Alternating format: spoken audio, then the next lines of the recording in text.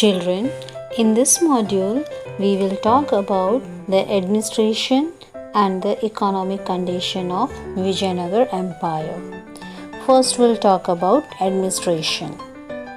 Vijayanagar had well-organized administrative system. Here, the king was head of all powers in the state, and he was helped by Council of Ministers in the work of administration. The empire was divided into mandalams, which means provinces, and each province was administered by a governor or a nayak.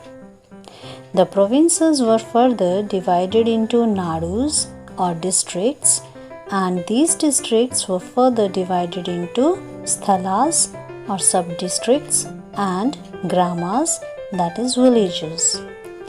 The village was administered by hereditary officers like accountant, watchman, officers in charge of forced labor. Children, local self-government, which was once strong and organized under Chola rule, now decayed during this period. Village administration became feudal in nature, and administrative posts also became hereditary, and the king became more and more dependent on feudal lords for governance and military matters. Now, the economic conditions of Vijayanagar Empire.